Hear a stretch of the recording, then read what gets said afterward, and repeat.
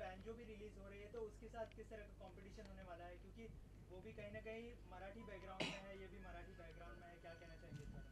कैसा है बाबा, तीन चीज़ है उसमें। एक तो सबसे पहली बैंजो रितेश देशमुख और रवि जादव की पिक्चर है, अच्छी पिक्चर है। वो रितेश देशमुख हिंदी इंडस्ट्री में मेरा सीनियर है। हाँ, वो मेरे से पहला आया है, एकदम बाजे गाजी के साथ हिंदी इंडस्ट्री में आया था और आया है। तो उसके साथ अगर कंपैरिजन होता है तो मैं अपनी खुशकिस्मती मानता है। दूसरा बात यह है कि कंपटीशन राइवल में होता है, दोस्ती में नहीं होता है। वो मेरा दोस्त है, उसके साथ मेरी दोस्ती है, कंपटीशन नहीं है। और तीसरा बात यह है कि मेरे को लगता है ये महाराष्ट्र के लिए एक बहुत बढ़िया अपॉर्चुनिटी है कि 4 महाराष्ट्रियन बच्चों को आशीर्वाद देने का। वाह! रवि जादव, रितेश देशमुख, श्रेयस तळपदे और मंजिरी फडणवीस। तो ये बहुत बड़ा अपॉर्चुनिटी, अगर हमको सुपरस्टार बनाने का है तो ये अपॉर्चुनिटी है महाराष्ट्र के हाथ में, हमको नीचे से ऊपर लेके जाने का, मतलब डायरेक्ट ऊपर नहीं। मंजरी madam, did being a Maharashtrian girl help you in portraying this character in any way? Yes, absolutely. I understand Marathi very well. Unfortunately, my Marathi is not very good because my dad was in the army and I've lived in North all my life. But I know Marathi and I phonetically hear a lot of Marathi and I know the dialects and everything. So it helped me with my dialogues and everything and the body language. So yeah, of course it did. How was it like working with Shreyas? I used to call him Guruji on the set. I used to snatch away a lot of his punchlines and all, and he very lovingly gave them to me also. He was damn sweet. Who would not, you know? She would just turn and then I would say, okay, 2 more lines. जयंती भाई, film को लेके क्या कुछ marketing strategy रखा है? एक और film आपकी शिवे भी आप प्रेजेंट कर रहे हैं, तो क्या फर्क देखते हैं इस तरह की फिल्मों और उस तरह की एक मल्टी या बड़ी फिल्मों में, और क्या मार्केटिंग स्ट्रेटेजी रखते हैं आप?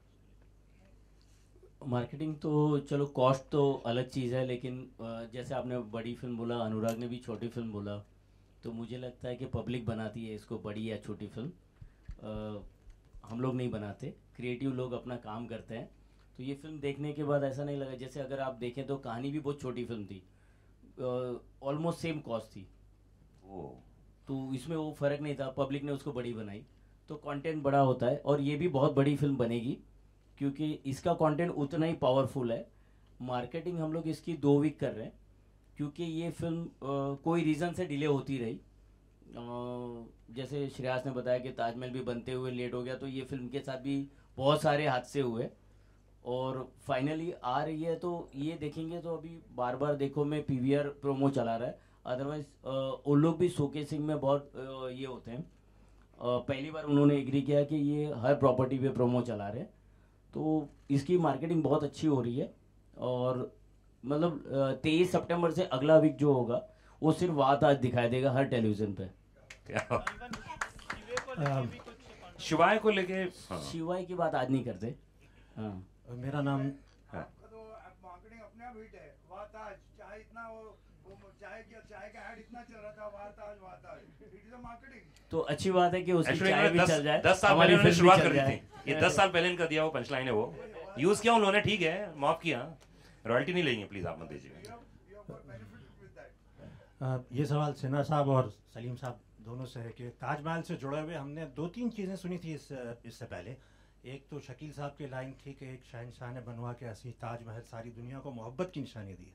साहिर साहब ने कहा कि एक शहंशाह ने ताजमहल बना के एक गरीब की मोहब्बत का उड़ाया मजाक। और आखिरी लाइन जो हमने सुनी वो ये थी कि इप्टा ने एक प्ले किया ताजमहल का टेंडर। तो ये किस तरफ जाती है फिल्म? सलीम साहब को इंस्पिरेशन इनमें से किसी से आया या कहाँ से आया, थोड़ा सा वजाहत करें। असल में मैं फर्स्ट टाइम जब ताजमहल देखने गया तो वहाँ लोगों की भीड़ देखी मैंने, और मैं वहाँ के एक सिक्योरिटी वाले से पूछा कि कमाई कितनी होती है, तो उसने पूरे साल की कमाई एक अंदाज़न बताया मुझे। तो मैंने सोचा कि पैसे जाते कहाँ, तो उसने बोला सेंट्रल गवर्नमेंट तक जाते हैं। तो मैंने सोचा अगर ताजमहल कुछ हो गया तो, वैसे मेरी शक्ल देखा, बोले ऐसा क्यों कर रहे हैं आप। मैं चला गया वहाँ से, लेकिन मैं खड़े को सोचता रहा अगर ताजमहल यहाँ से हट जाए तो कितना नुकसान हो जाए, और सचमुच अगर किसी ने इसके ऊपर केस कर दिया, कुछ कर दिया तो क्या होगा।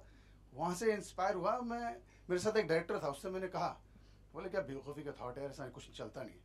लेकिन मैं उस पर वर्कआउट करता रहा 2-3 महीना। जब लाइनअप तैयार हो गई, मैं 2-3 लोगों को सुनाया, लेकिन किसी को समझ में नहीं आया। अजीत जी उड़ता उड़ता थॉट उन्होंने सुना, और हम लोग जोगेश्वरी स्टेशन के बाहर गाड़ी के अंदर बैठ के थॉट सुना इन्होंने, और बोले कोई प्रोड्यूसर मिले ना मिले, मैं आपको सुबह में एक टोकन देता हूँ, मेरे लिए आप स्क्रिप्ट लिखिए। और मैंने लिखना शुरू कर दिया। शुक्रिया। बहुत बढ़िया। अजीत जी, फिल्म के संगीत के बारे में कुछ बताइए।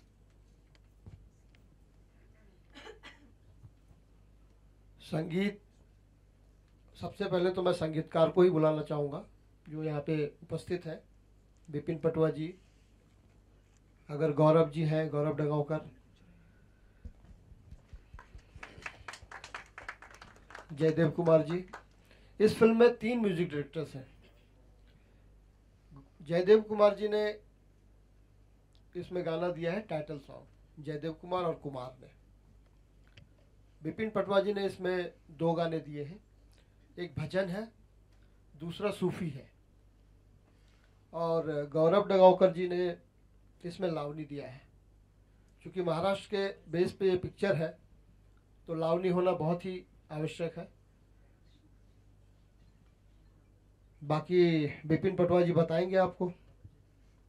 सवाल कोई हो तो पूछें आप, तो हम उसका जवाब दें। Thank you. कितने गाने हैं इसमें दोस्त? इसमें कितने गाने हैं ओवरऑल? आई थिंक 4 गाने हैं। 4 गाने, 2 हमने किए हैं। अच्छा अच्छा। और तो ये किन किन पे, चारों गाने किन किन पे बेस्ड हैं? एक तो जैसे बताया लावणी है। हमारे जो 2 गाने हैं, इसलिए 2 कैरेक्टर हैं मेन, तो जिनके ऊपर भेज करें हेलो, तो उनके ऊपर पिक्चराइज किए गए गाने हैं। और थोड़े एक बहुत दिनों बाद ऐसी कोई फिल्म मुझे मिली, बहुत ज़्यादा फिल्में नहीं कर रहा हूँ मैं, लेकिन एक ऐसी फिल्म मिली जिसमें भजन बनाने का मौका मिला, तो मैं खुश था कि चलो एक अच्छी ऐसी फिल्म है, ऐसी स्क्रिप्ट है जिसमें भजन बनाने को मिल रहा है। अदरवाइज आजकल तो वो माहौल नहीं है कि आपको भजन या कुछ ऐसी चीज़ें बनाने का मौका मिले। तो I am very thankful to Ajit ji. Actually हमारी जो हीरोइन है ना, बड़ी स्मार्ट है, उसने लाइनें भी छीन ली मुझसे और गाने भी छीन लिए उसने। तो छोरी छिछोरी मेल के वॉइस में, लेकिन डांस ये कर रही है उसके ऊपर, फीमेल के वॉइस में है उसको छोरी छिछोरी, सो यही नाच रही है, सब यही कर रही है। भजन में भी यही है, सूफी में भी यही है। फिर हमने इसको टाइटल ट्रैक से थोड़ा दूरी रखा, लत्तू कर रहे। नहीं सर, लेकिन उसके पीछे तो आप ही है ना। अभिनव, तुमको कौन सा गाना सबसे पसंद है इसमें, जितने गाने हैं? टाइटल सॉन्ग मुझे पसंद है, काफी कैची है, तो ट्रेलर में भी जब प्ले हो रहा था तो बहुत इंटरेस्टिंग लगता है। आप गा लेते हैं? थोड़ा सा गुनगुना तो दे यार। अरे इसका बड़ा डिफिकल्ट लिरिक्स है। विपिन पटवा जी, आप गा दीजिए भजन।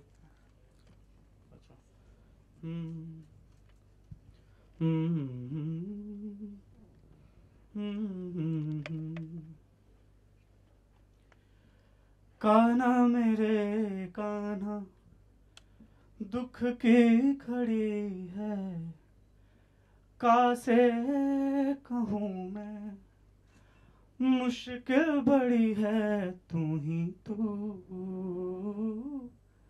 तारनहार, तू ही तू पालनहार। क्या बात है, बहुत बढ़िया, थैंक यू गाइस। एक लास्ट क्वेश्चन।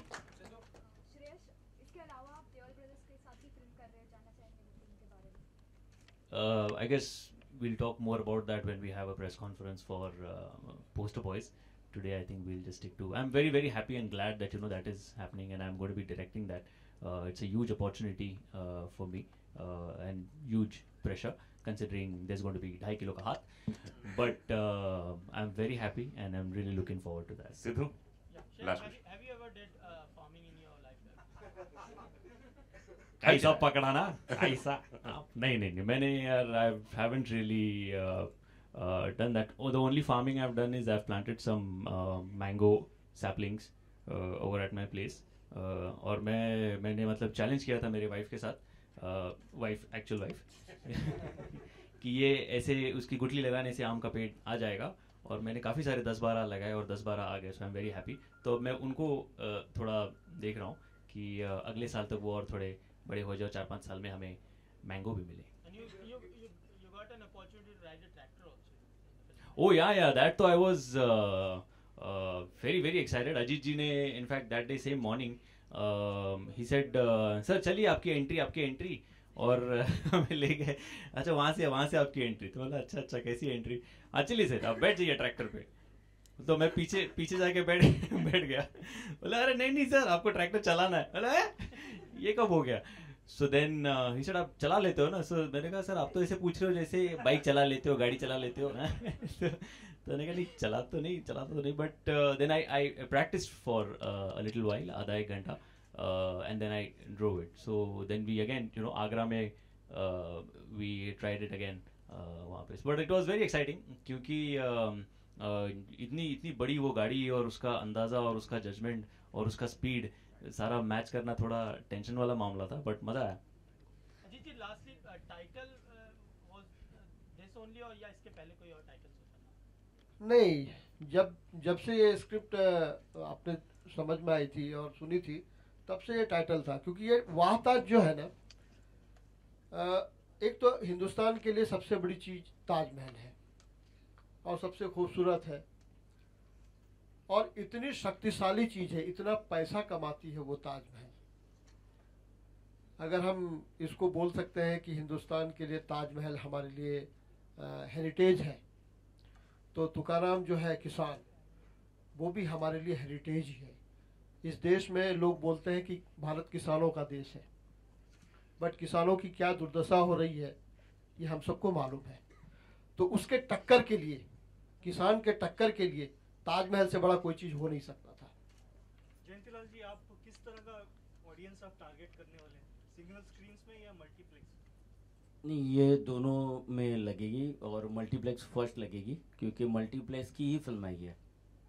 सिंगल स्क्रीन की नहीं बोल सकते हैं, लेकिन ये ज़्यादातर मल्टीप्लेक्स में लगेगी. Thank you guys. कितना स्क्रीन्स आप देख रहे हैं इस फिल्म के रिलीज के लिए? ये हम लोग लास्ट वीक में डिसाइड करेंगे, बट अच्छी शोकेसिंग करेंगे क्योंकि इसको पीवीआर ने बहुत अच्छा सपोर्ट किया है. उससे ऊपर भी बोल सकते हैं कि अमित जी ने इसको फिल्म को सपोर्ट किया है. जी हाँ, शुरू के वॉइस ओवर बहुत कमाल है. श्रेयस, मंजरी, एक फोटो आप लोगों के साथ. थैंक यू गाइस, बहुत शुक्रिया गाइस. आप लोगों का स्नैक्स बाहर है. Photo. Thank you so much guys. Thank you. You also please have.